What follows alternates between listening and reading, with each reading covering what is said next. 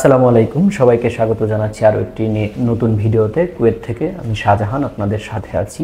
আজকে বেশি কথা বলবো না, সরাসরি চলে যাব মূল বক্তব্যে। ডিজি হেলথের এডিজি স্যার সেন্ট্রি ঘোষণা করেছেন যে আগামী 90 দিনের মধ্যে বাংলাদেশের স্বাস্থ্য ব্যবস্থার আমূল পরিবর্তন এনে দিবেন, এবং সেই সাথে উপস্থিত ছিলেন আমাদের জাতীয় বীর বলবো আমি তাদেরকে, দুইজন সমন্বয়ক। তো তাদের এই যে অভিযান এবং এই যে দৃষ্টিভঙ্গি বা এই যে প্ল্যানিং, এটাকে আমি অবশ্যই সাধুবাদ জানাই এবং প্রত্যাশা করি এই পরিবর্তন আসবে। তবে আমি একটা বিষয় এখানে মেনশন করে দিতে চাই, যেখানে শুধু ডিজি হেলথের ইনভলভমেন্ট নিয়েই কিন্তু আসলে এই সেক্টরটাকে ফুললি পরিবর্তন করা সম্ভব না, বা যে প্রত্যাশা বা যে প্ল্যানিং বা যে গোল নিয়ে আপনারা এগোচ্ছেন সেটা কিন্তু একটা সেক্টর বাকি থেকে যাবে। এর মধ্যে আমি শ্রদ্ধা রেখেই বলছি যে হেলথ সেক্টরকে এগিয়ে নিতে গেলে এখানে কিন্তু মাল্টিডিসিপ্লিনারি টিম কাজ করে। সেখানে আপনি যদি শুধু ডাক্তারদের ইনভলভমেন্টের কথা চিন্তা করেন তাহলে কিন্তু হবে না। এই স্বাস্থ্য সেক্টরটাকে এগিয়ে নিতে গেলে সার্বক্ষণিক যারা রোগীর সেবায় নিজেকে নিয়োজিত রাখে তাদের উন্নয়ন এবং তাদেরকে স্কিলফুল করে তোলা এবং তাদেরকে মেন্টালি কর্মক্ষেত্রে স্যাটিসফাইড রাখাটা অত্যন্ত জরুরি।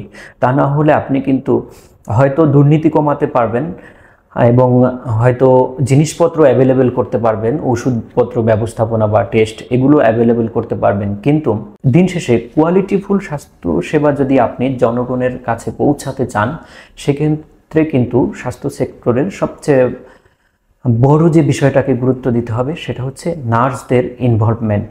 তো এখানে বিভিন্ন অভিযান হচ্ছে, সেখানে আমি দেখেছি যে নার্স ছাত্রছাত্রীরা বিভিন্ন জায়গাতে আন্দোলন করছে বা বিভিন্ন প্রতিষ্ঠানের প্রধানদেরকে পদত্যাগ করতে বাধ্য করছে, বা কেউ কেউ স্বেচ্ছায় পদত্যাগ করছেন। তো এটা অবশ্যই একটা পরিবর্তনের দিক। তবে এই বিষয়টা মাথায় রাখতে হবে যে দীর্ঘদিনের স্বাস্থ্য সেক্টরের মধ্যেই নার্সিং সেক্টরের মধ্যে যে বৈষম্য এবং যে অসামঞ্জস্যতা রয়েছে চাকরির ক্ষেত্রে, সেক্ষেত্রে হচ্ছে তারা জয়েন করেন 10ম গ্রেডে এবং রিটায়ার্ড করেন সেই 10ম গ্রেডে। আপনি যদি এদের মধ্যে কাউকে লিডার তৈরি না করেন, যদি পদোন্নতির ব্যবস্থা না করেন, তাহলে কিন্তু এই সেক্টরটা একটা লিডিংলেস একটা সেক্টর থেকে যাবে। নার্সিং অ্যান্ড মিডওয়াইফারি অধিদপ্তরের একটা ইনভলভমেন্ট আশা করি, যাতে করে নার্সিং সেক্টরটাও এখানে ইনভলভ হতে পারে এবং স্বাস্থ্য সেক্টরটাও এই যে প্ল্যানিং, এই যে গোল, এটার সাথে পুরোপুরিভাবে কাজ করতে পারে। আপনি কিন্তু এক পা দিয়ে খুব বেশি দূর এগোতে পারবেন না বা দৌড়াতে পারবেন না। তো সেই দিক থেকে আপনি ডাক্তার এবং নার্সের প্রপার কম্বিনেশন এবং নলেজেবল নার্স ছাড়া কিন্তু আপনি এই সেক্টরটাকে খুব বেশি দূর এগিয়ে নিতে পারবেন না। দেখেন, সারাদিন ধরে আপনি ডিউটি করে কিন্তু রোগীর পরিবর্তন করে দিতে পারবেন না যদি না আপনি প্রপার কমান্ডিং এবং প্রপার নার্সিং নলেজ গেইন করেন, এবং সেই সাথে নার্সিংয়ের যে বিষয়গুলো সেগুলোকে আপনি প্রপার ইমপ্লিমেন্টেশন না করতে পারেন। তো আমি যেটা বলতে চাই সেটা হচ্ছে, নার্সিংকে যদি আপনি একটা সেক্টরটাকে যদি আপনি মেন্টালি স্যাটিসফাইড না করে জব সেক্টরে নামিয়ে দেন এবং জব স্যাটিসফ্যাকশন যদি সেখানে না থাকে, তাহলে কিন্তু আপনি সেখান থেকে প্রপার আউটকামটা পাবেন না। অর্থাৎ দীর্ঘদিন ধরে কিন্তু নার্সরা এই 10ম গ্রেডে যোগদান করে 10ম গ্রেডেই কিন্তু তারা রিটায়ার্ড করছেন। জীবনের 30-35টা বছর একই পোস্টে জব করা, এর চেয়ে এই গেমই কিন্তু আর কিছু হতে পারে না। তো আমি বলবো, যাদের যোগ্যতা আছে, যারা বিএসসি এবং এমএসসি করেছে, তাদেরকে অচিরেই প্রমোশন দিয়ে নার্সিং কলেজগুলোকে পূর্ণাঙ্গ কলেজের মর্যাদা দেওয়া উচিত। কেননা নার্সিং কলেজের বিভিন্ন ডিপার্টমেন্টে কিন্তু কোনো শিক্ষক নেই। এই যে জোড়াতালি দেওয়া নিজ বেতনের শিক্ষক, আসলে এই বিষয়টা দিয়ে কিন্তু খুব বেশি দূর আগানো সম্ভব নয়।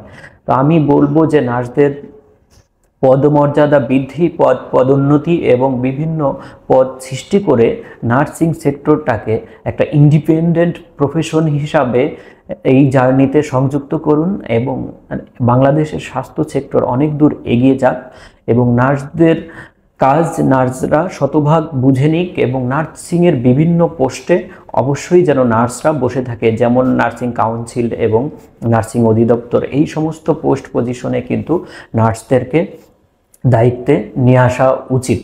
এবং আমি এই বৈষম্য বিরোধী ছাত্র আন্দোলন, যেটা বৈষম্য দূর করার জন্য, সেই সাথে অনুরোধ জানাবো নার্সিংয়ে যে একটা কোঠা ব্যবস্থা রয়েছে, এই কোঠাটা অচিরেই ভেঙে দেওয়া উচিত।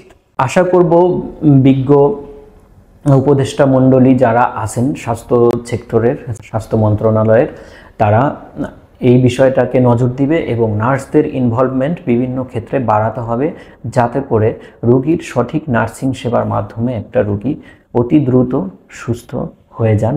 সবাই ভালো থাকবেন, সুস্থ থাকবেন। আসসালামু আলাইকুম।